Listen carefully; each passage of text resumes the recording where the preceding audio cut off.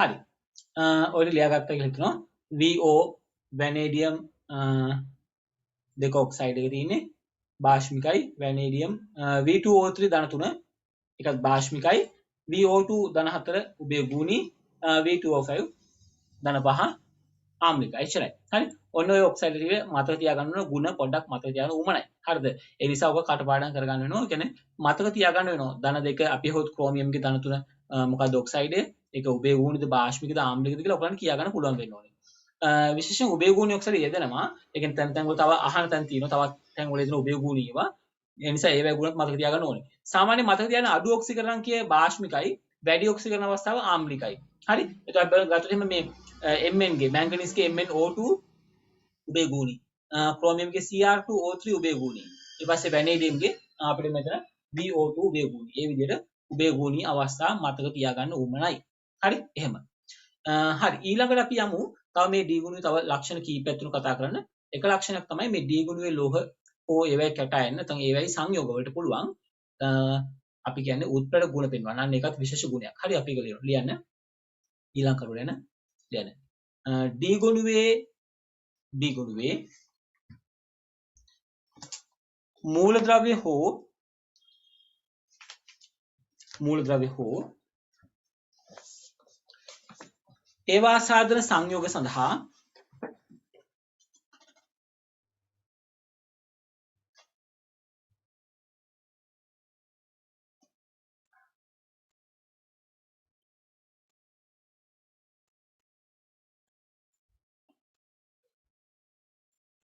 ඒවා සාධන සංයෝග සඳහා උත්ප්‍රේරක ගුණ පවතී.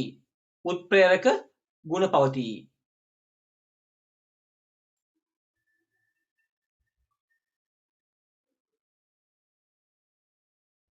උත්ප්‍රේරක ගුණ පවතී. එම නිසා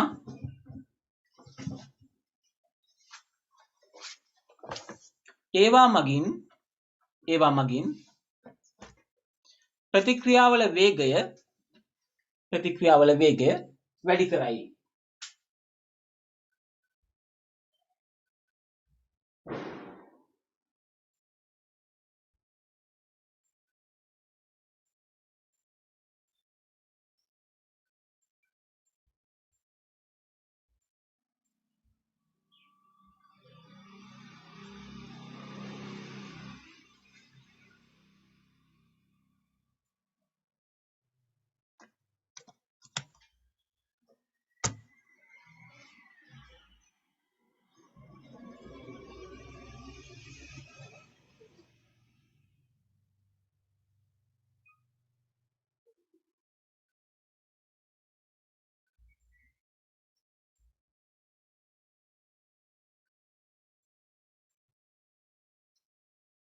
හරිමයි.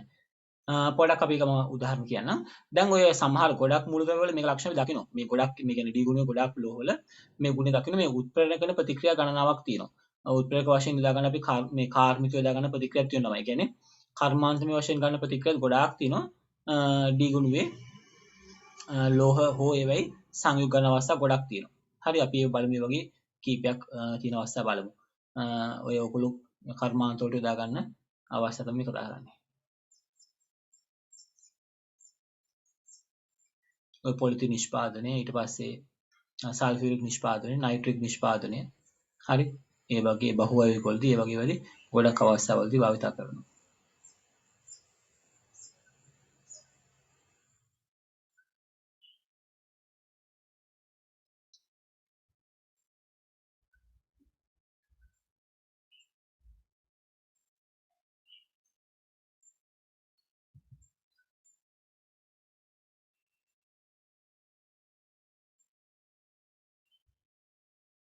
මෙන්න මේක පොඩ්ඩක් ලියා ගන්න ඕන ඔයගොල්ලෝ මම ෂෙයා කරනකොට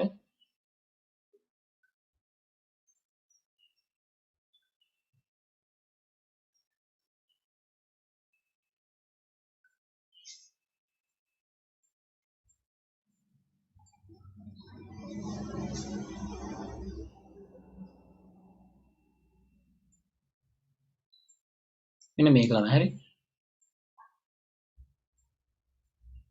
මේ පළවෙනි තීරුවේ තියෙන D ගුණුවේ මූලද්‍රව්‍ය ටයිටේනියම් වැනේඩියම් යකඩ නිකල් කොපර් සහ ප්ලැටිනම් දෙවන තීරු තුන උත්ප්‍රේරක ලෙස යොදන ද්‍රව්‍ය ටයිටේනියම් ක්ලෝරයිඩ් TiCl3 ඇලෙරක් Al2C2H56 ඒ දෙක තමයි උත්ප්‍රේරක වශයෙන් යොදන්නේ.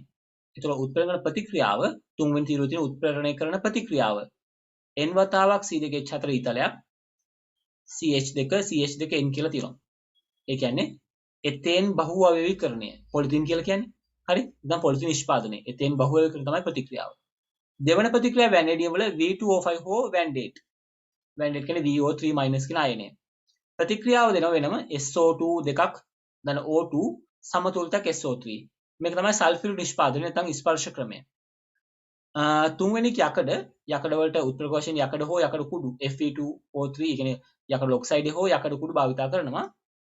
ප්‍රතික්‍රියාව නයිට්‍රජන් එක 3ක් හයිඩ්‍රජන් සමතුලිතයක් ඇමෝනියා දෙකක් හදන ප්‍රතික්‍රියාව ඇමෝනියා නිෂ්පාදනයට හේබර් ක්‍රමය කියලා දක්වලා තියෙනවා. නිකල් කුඩු භාවිත කරනවා මාජරින් නිෂ්පාදනයේදී මේ RCH ද්විත්ව බන්ධනය CH2 ධන හයිඩ්‍රජන් එක RCH2CH3 කියන්නේ අපි සාමාන්‍ය කතා කරමු මේ ඇල්කීනයක් බවට පත් කරපු ප්‍රතික්‍රියාවක් හයිඩ්‍රජනීකරණය කියලා කියන්නේ. ඒක මාජරින් නිෂ්පාදනයෙම තියෙන ළමයි. මාජරින් නිෂ්පාදනය කරනකොට අසන්තෘප්ත මේදය සංතෘප්ත මේදය බවට පත් කරනවා. අසන්තෘප්ත මේදය කියන්නේ මේ වගේ ද්විත්ව බන්ධන සහිත සංයෝග. ඒවා තනි බන්ධන තියෙන බවට පත් කරන මාජරින් නිෂ්පාදනය කරනකොට ඒකට නිකල් කුඩු භාවිත කරන ඕගොල්ලෝ ඕගනික් වල ඉගෙන ගත්ත ඕන තරම්. හරි ඇල්කේන බවට පත් කරන ප්‍රතික්‍රියාව. තව ඒ වගේම ඕගනික් වල ඉස්සරහට ඉගෙන ගන්නවා Cu කොපවල CuCl තමයි උත්ප්‍රේරකය. ඒකේ සෑන් මේ ප්‍රතික්‍රියාව කියන්නේ ගොඩාක් ප්‍රතික්‍රියා තියෙනවා. අපි මම හිස්සක් තියෙන මම කියලා දෙන්නම්. CuCl වල ගන්න ප්‍රතික්‍රියා ගොඩක් තියෙන සෑන් මේ ප්‍රතික්‍රියා කියන්නේ ඒව තමයි. අවසානික ප්ලැටිනම් වලින් ගන්නවා නයිට්‍රික් අම්ල නිෂ්පාදනය කරනකොට එන ප්‍රතික්‍රියා හතරක් NH3 ධන 5ක් O2 ඊතලයක් NO ධන H2O NO NO2 HNO3 ඒ ප්‍රතික්‍රියා සෙට් එකේදී පළවෙනි ප්‍රතික්‍රියාව උත්පන්න කරන ද්‍රව්‍ය ලෙස භාවිත කරන නයිට්‍රික් අම්ලය. මේ PT. හරි? මේක නයිට්‍රික් නිෂ්පාදනය. මේ ටික ලියා ගන්න ඕනේ. මේකත් අර වගේ ලියන්න ඕනේ. හරි? මතක තියාගන්න අවශ්‍ය වෙන ඒවා.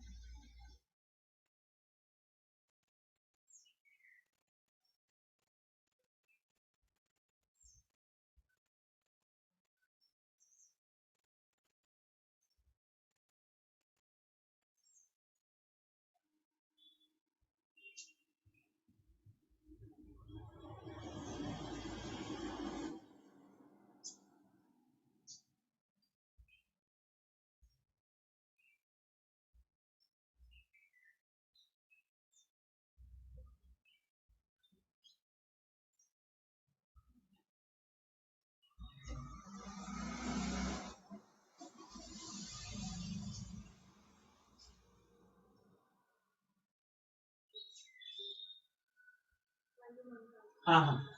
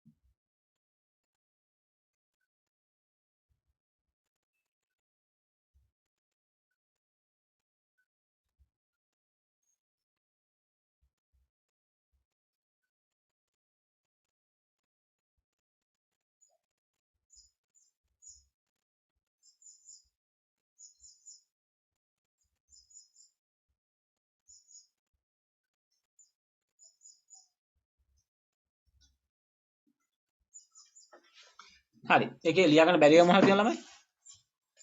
හරි චතුර ලියාගත්තද මේ ඔක්කොම?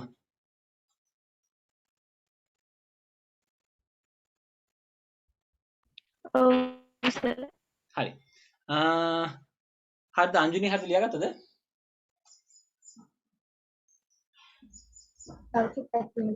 හරි. මේ CuCl වලට ඕන උදාහරණයක් දෙන්න මේ සෑන්මය ප්‍රතික්‍රියාව ගැන අපි තාම කතා කරන්නේ නැහැ. කතා කරන තියෙන ප්‍රතික්‍රියාවක් D ගුණුවේදී බෙන්සීන් සම්බන්ධ ප්‍රතික්‍රියාවක් මේ වගේ අර ෂඩාශ්‍රයක් ඇඳලා බෙන්සීන් අගේ ඇවිල්ලා ටික ලොකු වුණා වැඩි පොඩි කරලා තව මෙහෙන් ලියන ප්‍රතික්‍රියාවට ඉඩමදි හින්දා මට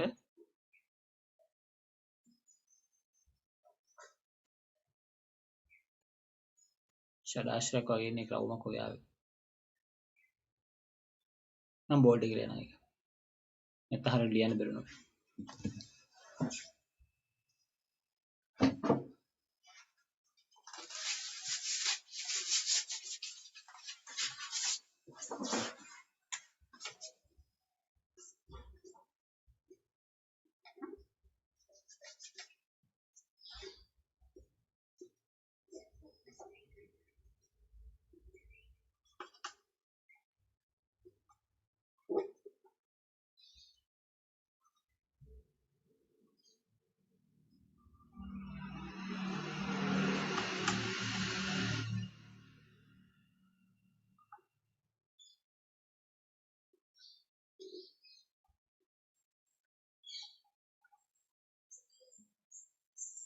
N2Cl නේ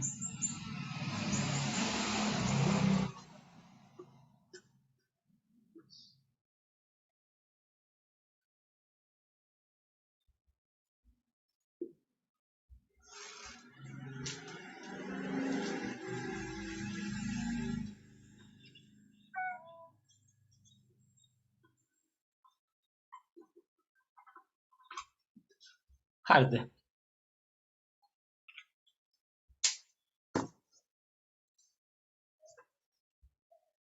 මේ සෑන්මය ප්‍රතික්‍රියාවල ඕනනම් උතන නොලියට කමන්න මම මෙතන මේ පොඩ මේක අයින් වෙනවා හොලියා ගත්තාම හරි මේ බලන්න මේ සෑන්මය ප්‍රතික්‍රියාවලට මුකුත් ප්‍රතික්‍රියාවක් තිබුණ නැහැනේ ඕන එතන මේක ලියා ගන්න මේ බෙන්සීන් වලට N2Cl ඩයස්ටෝනියම් ලවණයකට ක්ලෝරින් පරමාණුවක් ආදේශ කරනකොට අපි KCl දාන්නේ KCl ටිකක් ප්‍රතික්‍රියා කරන වේගය මදි හින්දා අපි උත්ප්‍රේරකයක් යොදන CuCl CuCl උත්ප්‍රේරකයේ හමුවේ මේ ක්ලෝරින් පරමාණුව ආදේශ වන වේගය වැඩි ඒක තමයි උත්ප්‍රේරකයේ භාවිත කරන්න හේතුව ඒ නිසා මේ තත්ත්වය යටතේ CuCl උත්ප්‍රේරක ලෙස ක්‍රියා කරනවා හරි ඒක පොඩක් නෝට් කරගන්න ඒ ප්‍රතික්‍රියාව අවශ්‍ය නැත්නම් ලියා ගන්න හරි ඕවා කතා වෙනවා ඕගනික් වල අන්තිම කෙලවරදී ගොඩාක් එහා තමයි කියන්නේ හරි අන්තිම පාඩම වල තමයි තියෙන ඕගනික් වල ඔය කොටස් තියෙන්නේ සෑන්මය ප්‍රතික්‍රියාව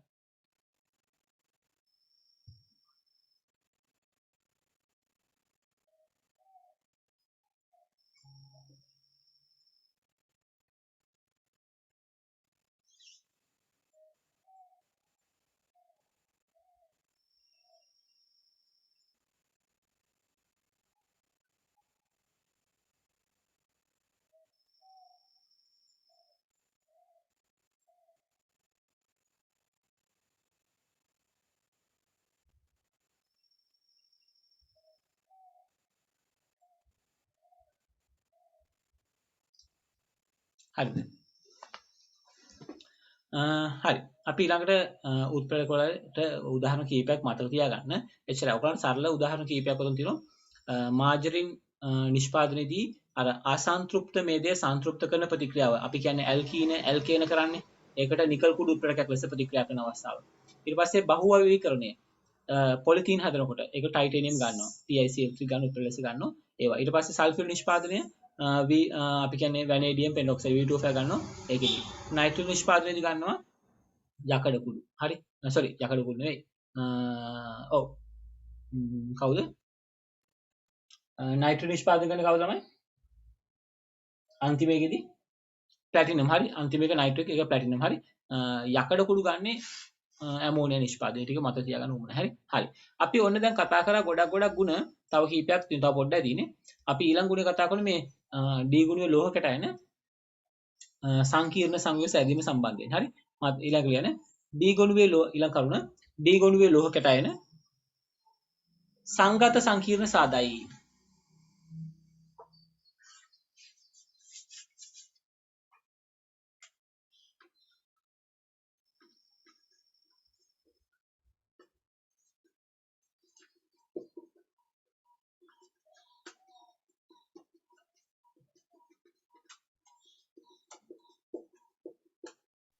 මාතෘකාව පොඩ්ඩක් ආයෙ කියන්න පුළුවන්ද? කරුණක් වශයෙන් මම කිව්වේ D ගුණයේ ලෝහ කැටයන සංගත සංකීර්ණ සාදායි. හරි. සංගත සංකීර්ණ සාදායි. සංගත සංකීර්ණම ලිව්වා ඉංග්‍රීසියෙන් කියන coordination complexes කියලා. හරි. සංගත සංකීර්ණ සාදායි.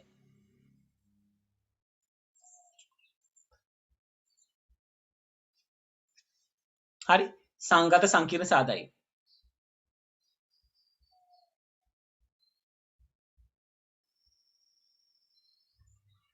සංගත සංකීර්ණ සාදායි.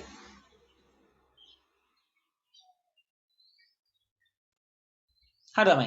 මේ සංගත සංකීර්ණයක් කියලා කියන්නේ සංගත බන්ධන වලින් බැඳෙන කොටසක්. ඒ කියන්නේ D ගොණුවේ ලෝහ සහ ලෝහ කැටයන වලට සුවිශේෂී හැකියාවක් තියෙනවා දායක බන්ධන කිහිපයක් හදාගෙන සංකීර්ණ හදන්න. හරි. ඒවා සංකීර්ණ සංයෝග කියලා කියන මේ සංගත බන්ධන වලින් බන්ධන කිහිපයක් එකතු හදන සංයෝග වලට. හරි.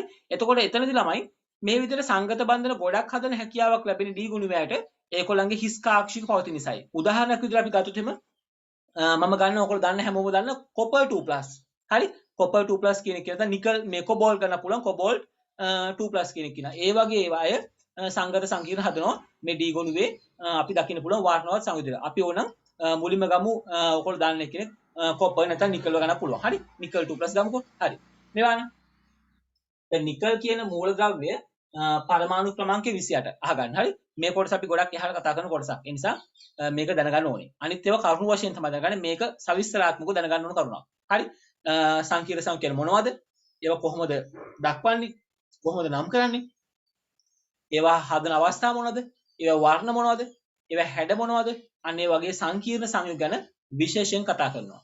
හරි. සංකීර්ණ සංයෝග කියලා කියන්නේ මේ සංකීර්ණ අයනය තුල තියෙන්නේ සංගත බන්ධන වලින් බැඳිච්ච කොටසක්. හරි බලමු කොහොමද සංගත බන්ධන හදන්නේ කියලා කාත් එක්කද කියලා බලමු සංගත බන්ධන හදන්න. හරි මේක මේ පාඩම මෙතනට සම්බන්ධ වෙන්නේ ඔයගොල්ලෝ ඉගෙන ගත්ත දායක බන්ධන කොටසට. හරි ඔයගොල්ලෝ පහුගිය දවස්වල බන්ධන පාඩමේදී දෙවන පාඩමේදී ඉගෙන ගත්ත සංගත බන්ධන හෙවත් දායක බන්ධන කොටසක්. ඒක මෙතනට සම්බන්ධයි. හරි බලමු ළමයි. හරි මේක ටිකක් සුවිශේෂී. හරි නිකල්ගේ ළමයි ගන්න 28. 28 කියන්නේ යාගේ ඉලෙක්ට්‍රෝන වින්‍යාසය ගන්න ලේසි ක්‍රමයකට මම කිව්වා. මේ 28 2 සහ 8 මාරු කරන්න කිව්වා. මෙහෙමනේ. 2 මෙහෙට දාන්න 8 මෙහෙට දාන්න. එතකොට 2 තියෙන 4s2 8 තියෙන 3d8.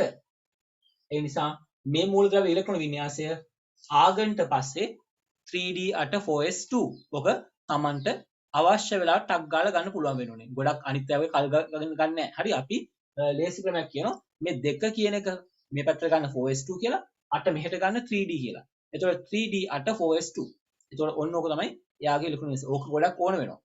එතකොට නිකල් කියන එක කියන හදන අයනේ ළමයි නිකල් වලින් ව්‍යුත්පන්න වෙන නිකල් 2+. හරි නිකල් වලින් හැදෙන නිකල් 2+ කියන අයනේ විතරයි. නිකල් ධන දෙක. හරි නිකල් 2+. නිකල් 2+ වලදී මේ හැදෙන්න 4s වල තියෙන ඉලෙක්ට්‍රෝන දෙකම අයින් වෙනවා. එතකොට මෙයා ආගන්ට පස්සේ 3d8 4s නෝට් තත්ත්වයටපත් වෙනවා. 4s note. හරි තමයි. දැන් ඕකොල්ලෝගෙන් ඇහුවොත් එහෙම මේ නිකල් වල සංයුක්ත කවචය අවසාන කවචයේ හිස් කාක්ෂික කීයක් තියෙනවද කියලා. ළමයි දැන් නිකල් කියන එක කිනා විශේෂ වෙන්නේ නිකල් වල ඉලෙක්ට්‍රෝන පිරිමින් පවතින්නේ 3D වලටනේ. ඒක වෙන්නේ 4s වලට දෙකක් පිරලා ඉවර වෙලා. ඒතර බාහිර ශක්ති මට්ටම අපි කියන හතරවෙනි ශක්ති මට්ටම. හතර තමයි බාහිර ශක්ති මට්ටම. ඉතින් අපි මේ නිකල් 2+ වලත් 4s නෝඩ් තියෙන්නේ. ඒ කියන්නේ බාහිර ශක්ති මට්ටම 4. දැන් අපි 4s කියන්නේ යාගේ උපශක්ති මට්ටමක්නේ. ඒතර හතරවෙනි බාහිර ශක්ති මට්ටමේ තව කාක්ෂික තියෙනව නේද? උපශක්ති මට්ටම් තියෙනව නේද? ඇයි 4p 4d 4f ඒ වගේ උපශක්ති මට්ටම් තව ගොඩක් තියෙනවා. ඒ නිසා මෙතනින් එහාට 4p කියලා ගත්ත එකක් නෝට්. 4d note. 4f එකක් නෝට්. එහෙනම් 3D මූලද්‍රව්‍ය වල මොකක්ද කියන පොළ ලක්ෂණය? හිස් කාක්ෂික ඕන තරම්. හේතුව හතරවන ශක්ති මට්ටම විවෘත වෙලා තියෙන්නේ. හරි? හතරවන ශක්ති මට්ටම විවෘත වෙලා තියෙන්නේ. එහෙම වුණොත් එහෙම ළමයි හිස් කාක්ෂික ඕන තරම් තියෙනවා. හරිද? ඒ හින්දා මේ විදිහට ගත්තාම අපිට පේනවා මේ නිකල් 2+ ගේ හිස් කාක්ෂික ගණනාවක් තියෙනවා. හරිද ළමයි? මේ බලන්නකෝ. නිකල් 2+ වල ඒ හින්දා මේ විදිහට 3D අටෙන් පස්සේ මෙතන ඉන්නේ ආගන්ගෙන් පස්සේ 3D අට තියෙන්නේ. එතකොට ඉතිරි ඒවා 4s නෝට්. 4s නෝට් කියන්නේ හිස් කාක්ෂිකයක්. ඔන්න 4s හිස් කාක්ෂිකය. මෙන්න 4p හිස් කාක්ෂිකය. මෙන්න 4d හිස් කාක්ෂිකය. මෙන්න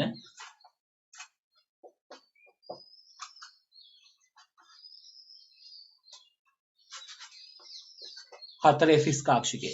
ඔය විදිහට ගත්තාම ළමයි නිකල්ගේ හිස් කාක්ෂික ගණනාවක් තියෙනවා. එතකොට නිකල් මොකද කරන්නේ? නිකල් මේ හිස් කාක්ෂික උපයෝග කරගෙන එයා දායක බන්ධන හදනවා. කාත් එක්කද?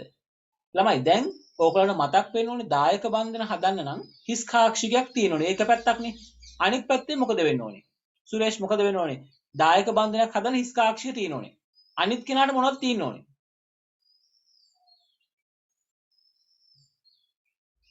සුරේෂ් සර් ප්‍රශ්න පොඩ්ඩක් ආපහු කියන්න පුළුවන්ද? කොරෝනා සිග්නල් නැහැ සර්. කැඩි කැඩි ගොඩක් ගොරෝන නම් මේ සම්බන්ධ වෙලා ඉන්නපා. මේ ඩිස්කනෙක්ට් වෙන්න කමක් නැහැ. මේ අයින් වෙන මම මේ වීඩියෝ එක දාන්න ප්‍රශ්න නැහැ. හරි. මොන හරි ප්‍රශ්න තියෙනවා ඔයගොල්ලෝ අයින් වෙන්න කමක් නැහැ. මේ අප්ලෝඩ් කරන වීඩියෝ එක පොඩ්ඩක් මම කලින් ඒවා අප්ලෝඩ් කරලා පොඩ්ඩක් බලන්න ඕනේ. හොඳේ. බලන එක මට කරලා දෙන්න බෑ. බලන්න ඕනේ. ඒකයි අර පන්ති ඉන්න එක වැදගත්කම තියෙන කොහොමද ඒතොයි බැලෙනවනේ. කොරෝනා නම් ඉන්න එපා. හරි රැඳෙන්න එපා කමක් නැහැ. ඩිස්කනෙක්ට් වෙන්න.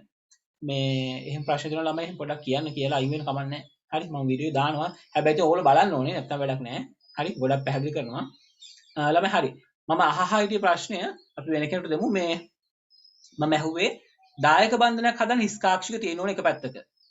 අනෙක් පැත්තේ කෙනාට මොනවද තියෙන්න ඕනේ? අපිට කියන්න තරුෂා කියන්න.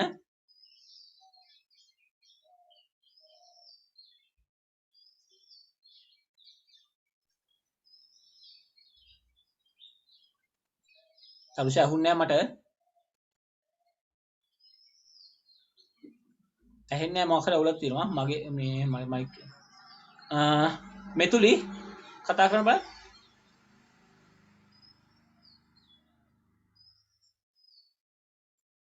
මෙතුලි ඉන්නවද? ඔව් සර් ඉන්නවා. කියන්න. දැන් මේ එක ප්‍රභේදයක හිස් කාක්ෂිය තියෙනවා නම් අනෙක් ප්‍රභේදයේ මොනවද තියෙනවද දායක බන්ධන හදන්න?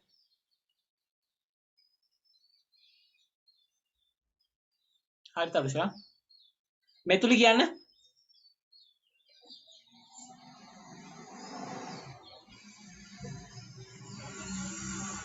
මතක නැද්ද? ඇහෙන්නේ නැද්ද?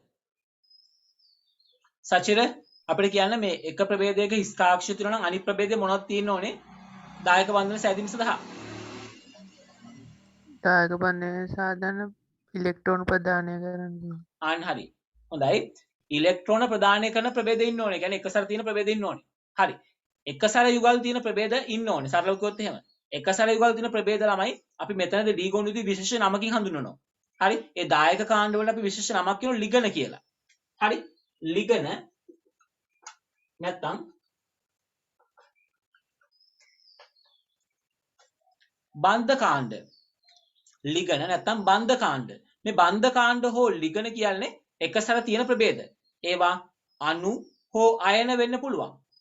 අණු වලක් තියෙන එකසර සමහර අයන වලත් එකසර තියෙනවා. දැන් Cl- කියන අයනයක් එකසර ඕන තරම් හතරක් තියෙන යුගල්. ජලය අණුවක් එකසර යුගල් දෙකක් තියෙන ඔක්සිජන් මත. ඇමෝනියා අණුවක් එකසර යුගලක් තියෙන එන් මත. ඒ විදිහට ළමයි එකසර යුගල් තියෙන අණු සහ අයන ඉන්න පුළුවන්. අන්න ඒවට ලිගන හෙවත් බන්ධ කාණ්ඩ කියලා මෙතනදී නමක් යොදනවා. හරි නම ලිගන හෝ බන්ධ කාණ්ඩ. අන්න ඒ ලිගන හෝ බන්ධ කාණ්ඩ වලට පුළුවන් මේ හිස්කාක්ෂික උපයෝගී කරගෙන නිකල් 2+ අයනයත් එක්ක දායක බන්ධන සදන්න. අන්නේ දායක බන්ධන හැදුවෙන් පස්සේ ඒ හදපු කොටසට අපි කියනවා නිකල්ගේ සංකීර්ණයක් කියලා. නැත්නම් නිකල්ගේ සංකීර්ණ අයනයක් හෝ සංයෝගයක් කියලා හඳුන්වනවා. එහෙම තමයි නිකල් හදන සංකීර්ණ කතා කරන්නේ. ඒ හදන සම්පූර්ණ කොටසට කියනවා සංගත ගෝලයක් නැත්නම් සංගත සංකීර්ණයක් කියලා කියනවා. ඔය ඔක්කොම එකක්. ඒ නිසා එහෙම කියන්න පුළුවන්. දැන් අපි හිතමුකෝ ඇමෝනියා කියලා. දැන් ළමයින්ට පැහැදිලි වෙන ලිගනයක් කියන්නේ මොකද්ද කියලා. දැන් ඔන්න අපැහැදිලි වෙනවනම් අහන්න ඕනේ මගෙන්. මොකද්ද මේ ලිගනයක් කියන්නේ? මොකක්ද දායක කාණ්ඩයක් කියන්නේ? මොකක්ද දායක බන්ධනයක් කියන්නේ? මොකක්ද කියලා අහන්න ඕනේ. කවුරු හරි කෙනෙක් එහෙම ඉන්නවද? අංජුනි ලිගන කියන්නේ මොනවද කියලා දැන් තේරෙනවද?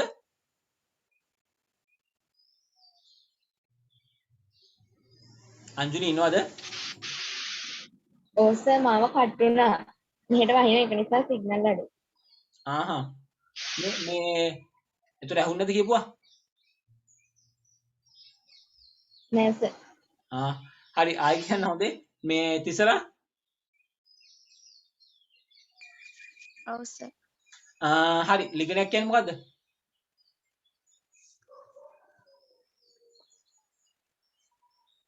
ලිගන හෙවත් ඉලෙක්ට්‍රෝන ප්‍රභේද. එක සැර තියෙන ප්‍රභේද හරි. මෙහානකෝ දැන් ඔය මේ ඇහුන්නේ තේරෙනවා නම් ආයෙ හැමෝම අහගන්න. මම කතා කර හිටියේ සංගත සංකීර්ණ ගැන. සංගත සංකීර්ණයක් කියලා කියන්නේ ඩීගොණුවේ ලෝහ නැත්නම් ලෝහ කැටයන එයාගේ තියෙන හිස්කාක්ෂික භාවිතා කරලා එකසර ඉලෙක්ට්‍රෝන යුගල් තියෙන ප්‍රභේද එක්ක නැත්නම් ලිගන සමග සංගත බන්ධන හදනවා. ඒ සංගත බන්ධන වලින් බැඳිච්ච කොටසට අපි කියනවා සංගත සංකීර්ණයක් කියලා. එච්චරයි. අන්න ඒ ගැන කතා කරලා හිටියේ. හරි මම නිකල් උදාහරණ ගත්තා. නිකල් කියන කෙනාගේ පරමාණු ක්‍රමාංකය 28. නිකල් වලින් සාමාන්‍යයෙන් හැදෙන ධන අයනේ නිකල් 2+. ඒක අපිට සාමාන්‍යයෙන් දෙන්න ඕනේ නැත්නම් ධනන් තියෙන්න ඕනේ. ඒ නිසා ඒක මම නිකල් 2+ ධන නිසා මම ගත්තා. නිකල් 2+ වල ඉලෙක්ට්‍රෝන අපි ගත්ත ළමයි වින්‍යාසය 4s2 3d8 තමයි තිබුණේ. දෙකක් අයින් වුණාම 4s0 3d 8 බවට පත් වුණා. එතකොට මම කිව්වා 4s0 කියලා ලිව්වට හතරවන ශක්ති මට්ටමේ තව තියෙනවා හිස් කාක්ෂික. හතරවන ශක්ති මට්ටමේ p කියලා උපශක්ති මට්ටමක් තියෙනවා 4b බිඳුවයි. 4 තියෙනවා f කියලා එකක් ඒක බිඳුවයි. 4d බිඳුවයි. ඔය විදිහට හතරවන ශක්ති මට්ටමේ තියෙන සියලුම කාක්ෂික දැන් හිස්ව තියෙන්නේ. ඒ නිසා හිස් කාක්ෂික ඕන තරම්. හිස් කාක්ෂික කීයක් තියෙනවද හතරවන ශක්ති මට්ටමේ සමුදා කවචේ. s වල බිඳුවයි. s වල 1යි, p වල 3යි, d වල 5යි, f වල 7යි. ඒතර 7යි 5යි 12යි 12 3 15 15 1යි 16ක්. හිස් කාක්ෂික 16ක් තියෙනවා. එතකොට නිකල්ට ඕන නම් සංගත බන්ධන 16ක් හදන්න පුළුවන්. හැබැයි නිකල් 16ක් හදන්නේ නැහැ සංගත බන්ධන. එහෙම කරන්න බෑ. හරි? හිස් කාක්ෂික තීච්ඡ පළියට එකසර යුගල් තියෙන පළියට සංගත බන්ධන හදලා සිතක් නෑ ළමයි. නිකල් කියන්නේ පරමාණුවක්, ඒ කියන්නේ කැටයනයක් නේ. මේ නිකල් කැටයනේ ළමයි ගෝලාකාරයි. හරිද? නිකල් කැටයනේ ගෝලාකාරයි. දැන් අපි බලමු මේක ඇමෝනියා වගේ අයනයක් එක්ක සම්බන්ධ දෙකකින් තේරුම් ගන්න පුළුවන් කොල්ලන්න මම කියන්නේ. හරි? නිකල් කියන එක කිනා මෙන්න මේ වගේ අයිනවනේ. දැන් මේ ලිගන වලට මම ගත්තේ ඇමෝනියා වගේ කාණ්ඩ. NH3 වල හිස් කාක්ෂිකයක් තියෙනවා. මේ sorry එකසර යුගලක් තියෙනවා. තව ගත්ත හැකි Cl-. එයාගේ එකසර තියෙනවා. මම නිකල් ගන්නෙ. දැන් මේ නිකල් කියන අණු දායක බන්ධන හදනවා. නිකල් නෙවෙයි ඇමෝනියා. ඇමෝනියා දායක බන්ධන හදනවා නිකල් වල තියෙන හිස් කාක්ෂික එක්ක. මේ බලන්නකෝ. ඔන්න එක ඇමෝනියා අණුවක් NH3 අණුවක්. H ඔහොම අඳිනවා. හරි. ඇමෝනියා වල නයිට්‍රජන් මතීච්ච එකසර යුගලේ ප්‍රදානය කරා හිස් කාක්ෂිකයට. තව ඇමෝනියා අණුවක් ඇවිල්ලා එයාගේ ඉලෙක්ට්‍රෝන ප්‍රදානය කරනවා හිස් කාක්ෂිකයට. හරි? නිකල් මුකුත් කියන්නේ ගන්නවා. හරි තව එක්කෙනෙක් එනවා. ඇවිල්ලා නිකල්ට එකසර දෙන්න හදනවා. නිකල් හාන් කියලා ගන්නවා. හරි තව එක්කෙනෙක් එනවා.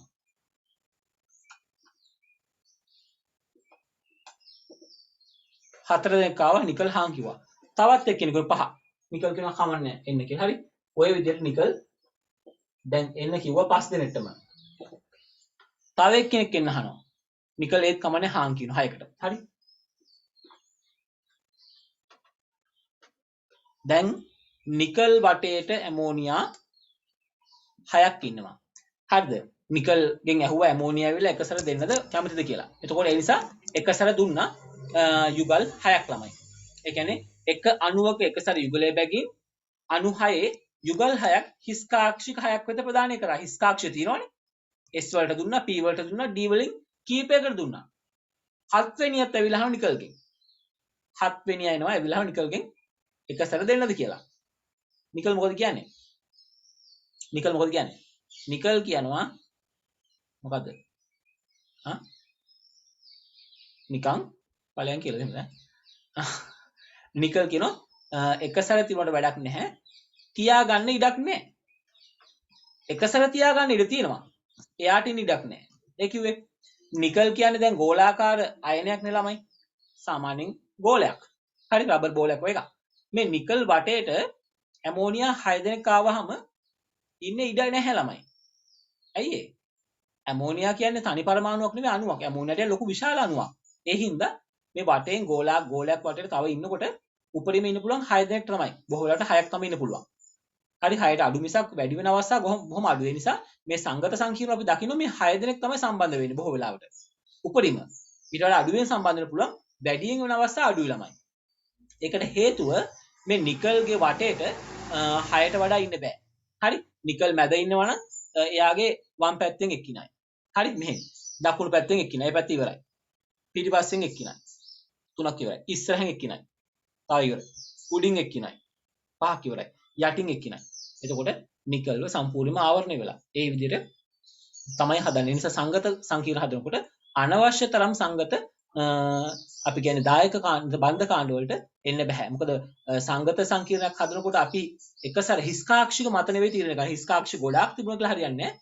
නිකල්ගේ වටානේ මේ ඔක්කොම සකස් වෙන්නේ. ඔයගොල්ලෝ දන්නවා නිකල්ගේ වටේනේ මේ කාක්ෂික ගමන් කර කර තියෙන්නේ. එතකොට මේ ගෝලාකාර පතේ ගමන් කරනකොට අවකාශීය වින්‍යාසය අවකාශයේ දාගන්න පුළුවන් ප්‍රමාණය ඉතා වැදගත්. අපි නිකල් කියන එක කියන කොටු වශයෙන් නෙවෙයි දකින්න ඕනේ.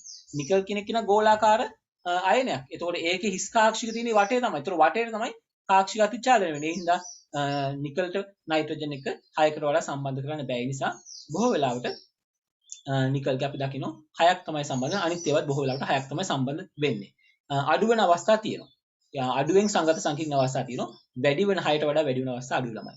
ඒ නිසා ඔන්න ඔහම. දැන් මෙතන අපි තව කතාවක් ආවා. මේ සංගත සම්බන්ධ වෙන සංගතව නැත්නම් දායක බන්ධ වලින් බැඳෙන කාණ්ඩ ගාන. ඒක නිශ්චයක්, නිශ්චිතයි. හරි?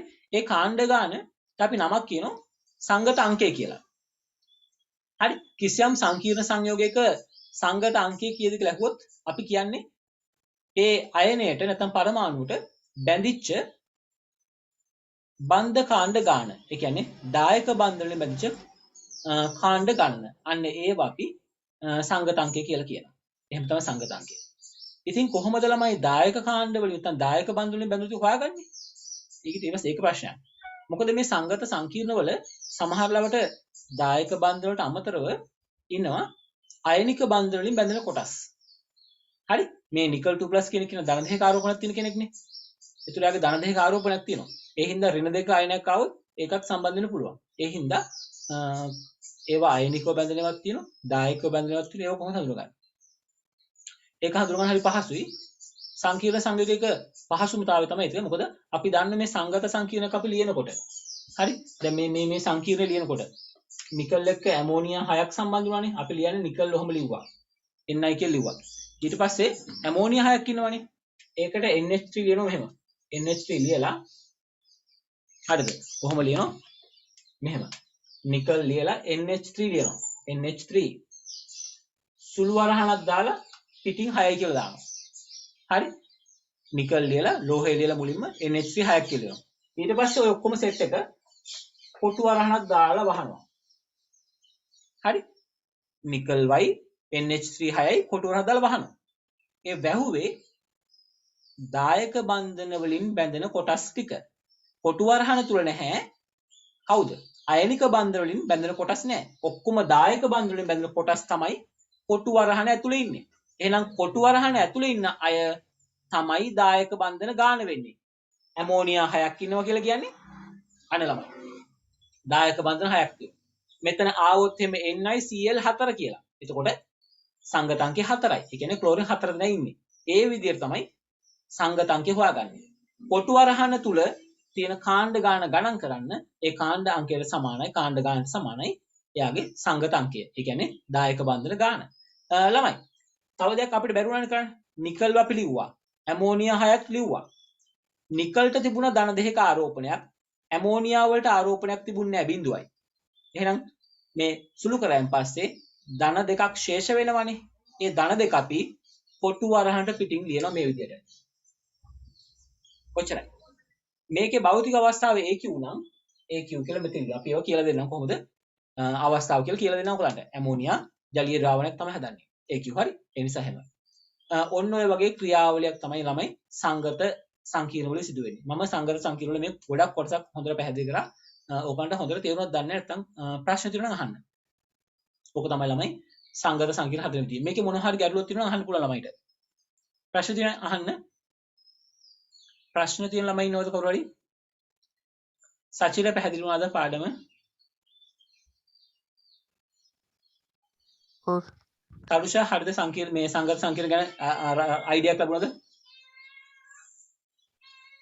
හරි සර්. හරි හොඳයි. මෙතුලි හරි. අංජුනි හරි සර්. හරි. සංගත සංකීර්ණ ගැන ඉවර නැහැ. පටන් ගත්ත විතරයි සංගත සංකීර්ණ ගැන මොකක්ද කියලා රෆ් අයිඩියාවක් ආවද කියලා අහන්නේ. චතුමි ආවද එහෙම අදහසක්? ඔව් සර්. හරි හොඳයි. ඒතකොට සංගත සංකීර්ණ කියලා අපි කියන්නේ දී ගුණ ලෝහ කැටයත් එක්ක දායක බන්ධන වලින් බැඳෙන කොටස්. හරි.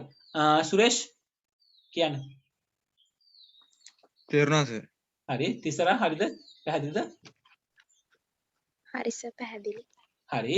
අපි එහෙනම් පොඩක් සටහන් කරගමු. මේක ආයෙ පොඩක් කියලා දෙන්න. සටහන් කරගමු. හරි. මම ලිව්වේ දී ගුණුවේ ලෝහ කැටයන සාධන සංගත සංකීර්ණ. හරි.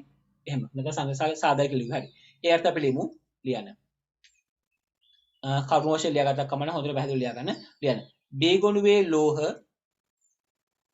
ගුණුවේ ලෝහ හෝ ලෝහ කැටයන සතුව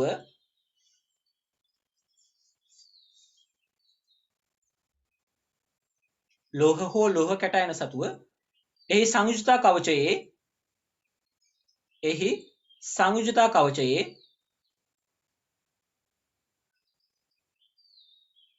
කවචයේ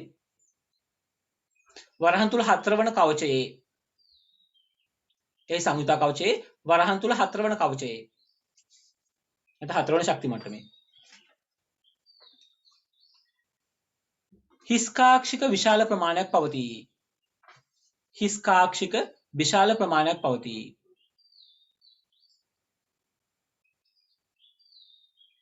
හිස්කාක්ෂික විශාල ප්‍රමාණයක් පවතී.